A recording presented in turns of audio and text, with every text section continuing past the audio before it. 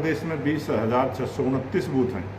प्रत्येक बूथ पर 250 की सदस्य में भारतीय जनता पार्टी के सदस्य बने, इस प्रकार का अभियान लिया है। उसमें मैं रहे हैं और किस प्रकार से टेक्नोलॉजी के माध्यम से पारदर्शिता के साथ ये काम होता है। लेकिन कांग्रेस पार्टी के कुछ लोग जो इस लोकतंत्र का जो परिणाम आया, उस लोकतंत्र के परिणाम का सम्मान भी नहीं कर पाए। उसकी हार पंजाब में इस प्रकार की सरकारें रही हैं जिन्होंने जो हिस्सा हरियाणा का देना चाहिए था वो भी पूरा नहीं दिया है। और उसी को बात में ध्यान में रखते हुए कि किसी न किसी काम का जो समय करना चाहिए कि उन मुद्दों पर बैठ के बातचीत का रास्ते से उसका समाधान निकले, हरियाणा के किसानों के खेत को भी पानी मिले, हर हाथ को काम मिले और देश विकास की दृष्टि से, प्रदेश विकास की दृष्टि से आगे बढ़े।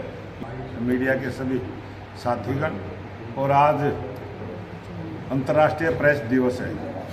आप सभी छायाकार पत्रकार भाइयों का मैं बहुत बहुत धन्यवाद भी करता हूं और आप सबको पत्रकार दिवस की बहुत बहुत बधाई और शुभकामना देता हूं, क्योंकि इस लोकतंत्र को मजबूत करने में जो चौथे स्तंभ के रूप में आपको मान्यता मिली है और प्रेस के माध्यम से जो युगों में परिवर्तन होता है, जिस प्रकार से टेक्नोलॉजी का ज़माना है और बहुत बड़ी भूमिका हर काम में, चाहे समाज के सुधार की हो, चाहे देश के विकास की हो और चाहे नई जानकारी लोगों तक पहुंचाने की हो और तुरंत कोई भी जानकारी पूरे देश में प्रत्येक व्यक्ति तक आपके माध्यम से पहुंचती है। ऐसे मैं सभी छायाकार पत्रकार साथियों का स्वागत अभिनंदन करता हूं। आज ये भारतीय जनता पार्टी का जो संगठन पर्व चला है और 21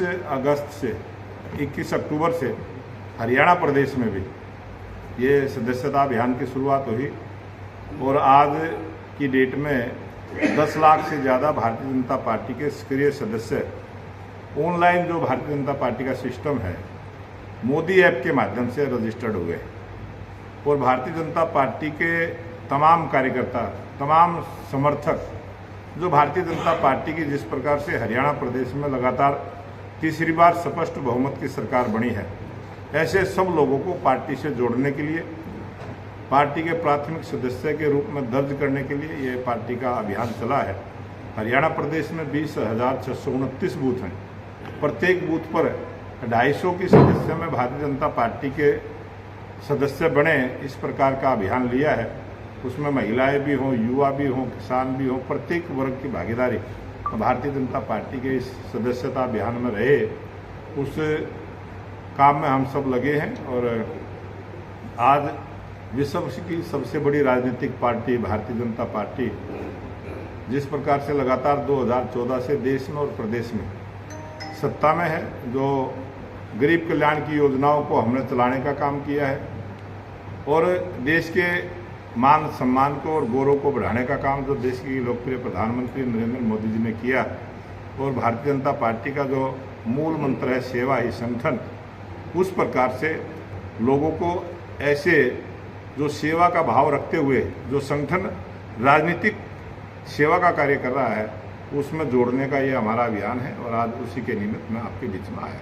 सर, कांग्रेस आज तक यही कह रही है कि वो चुनाव हारे हैं, कहीं ना कहीं जो मशीन है मशीनों में कहीं ना कहीं दिक्कत थी, तो आज तक वही भारतीय जनता पार्टी की जहाँ भी जीत होती है वहाँ इस प्रकार के जो भी कांग्रेस पार्टी के नेता बयानबाजी करते हैं और आप सब ऐसे जागरूक पत्रकार साथी हैं, चैनल चलाने का काम करते हैं और इसी चुनाव परिणाम में आपने सब कैमरे पर देखा भी है और टीवी चैनल वालों ने दिखाया भी है कि जो 32 वोट से जो पूर्व में IAS अधिकारी रहे, वो पहले हमारी पार्टी से सांसद भी रहे, काफ़ी प्रयास किया, उस पत्रकार ने भी पूछने का प्रयास किया, लेकिन उस विजेंद्र सिंह ने EVM पर आरोप नहीं लगाया क्योंकि उनको सिस्टम का पता था, वो एक अधिकारी रहे हैं और किस प्रकार से टेक्नोलॉजी के माध्यम से पारदर्शिता के साथ ये काम होता है।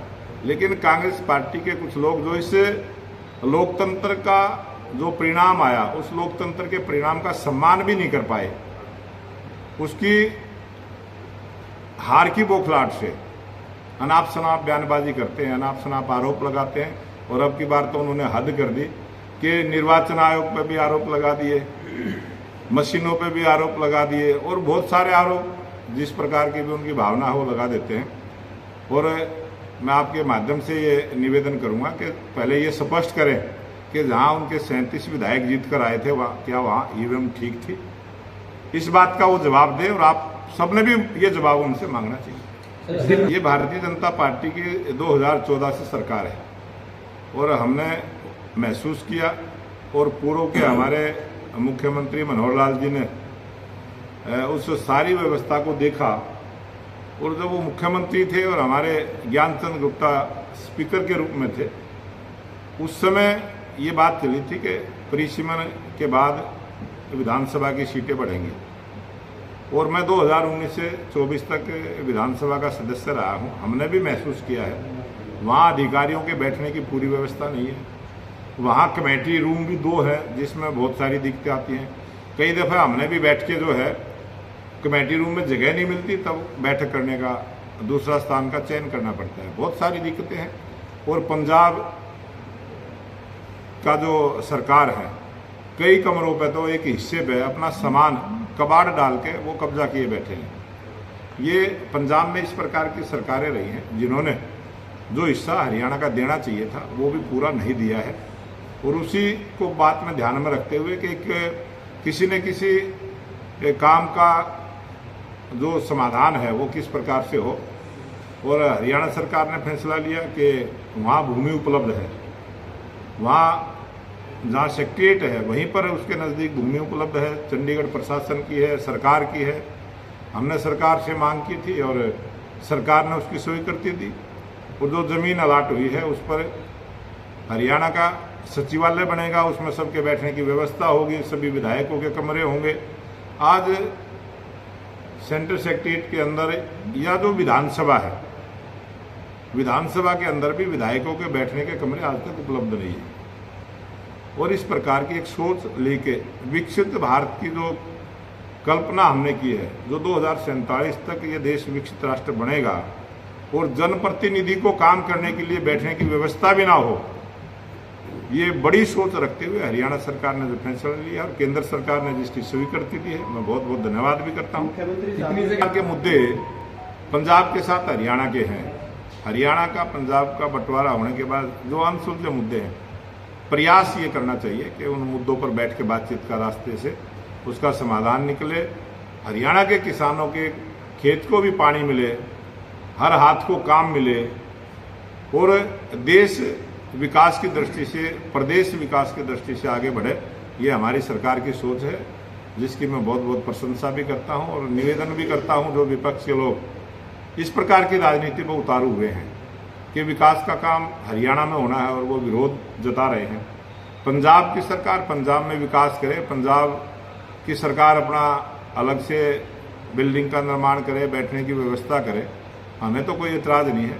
हरियाणा में अगर कोई विकास का काम होता तो उसके बारे में विरोध करना ये उनकी नकारात्मक सोच का परिणाम है। वित्त मंत्री तो कह रहे हैं कि इन जगह पंजाब की वित्त मंत्री जो पंजाब की सरकार है और जिस प्रकार की सोच उस सरकार की है वो हमने दिल्ली में भी देखी है, पंजाब में भी देखी है। आने वाला समय होगा, जनता इसका इलाज करेगी। भारतीय जनता पार्टी को जिताने का सबसे बड़ा हाथ हरियाणा की जनता जनार्दन का है, जिसका हमने सम्मान किया, जिसको हम भगवान के रूप में मानते हैं। और हम उन सबका धन्यवाद करते हैं जिन्होंने भारतीय जनता पार्टी की सरकार बनाने का काम किया।